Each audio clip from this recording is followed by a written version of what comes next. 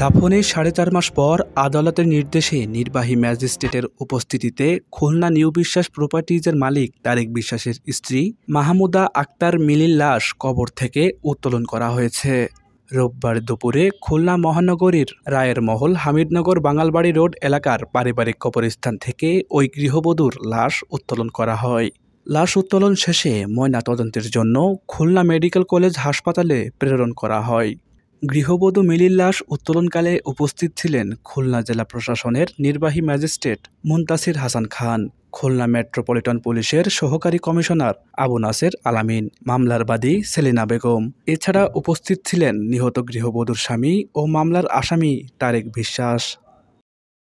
সুন্দরভাবে সংসার করতেছিল, আমার মেয়ে সুন্দরভাবে সংসার করতেছিল। ওই তারেক বিশ্বাস আমার মেয়ের সংসার নষ্ট করে আইন না 25 লক্ষ দেয়ানার বাড়ি বিক্রি করে, ওই তারেকের 25 লক্ষ টাকার বাড়ি বিক্রি করে টাকা দিয়েছে। এরপরে মেয়ের যত যাবতীয় সরঞ্জাম 15 ভরি সোনা বিক্রি করেও দিয়ে তারেকের কাছে বাইসে থাকতে পারে নাই।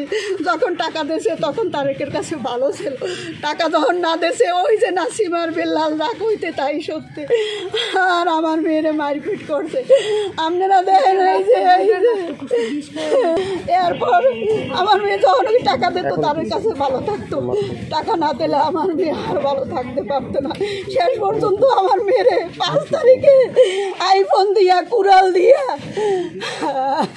আর আমার মা কুড়াল দিয়া আমার মেয়েরে কোপাইছে, আমার মেয়ের দাও দিয়ে কোপাইছে, আমার মেয়েরে আইফোন দিয়ে মাথা বাজায় টাক দিয়েছে।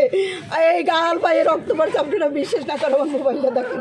মেয়ে মারা যাওয়ার পর আমরা তো বুঝি নাই, ওই মোবাইলে সম্পূর্ণ এভিডেন্স আমার মেয়ে রাখে গেছে। আমার মেয়ে যখন ভালো বা একটু 2 দিন যাইতো ফোনটা বন্ধ করে দিত, আমার মেয়েরে বাজার দিত না।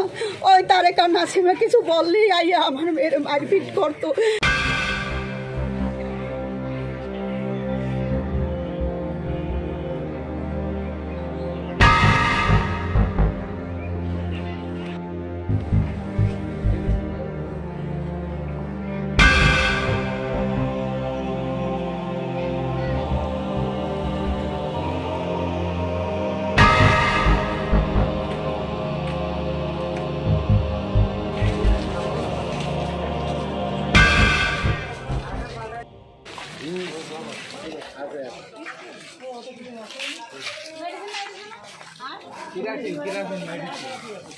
Kerosene medicine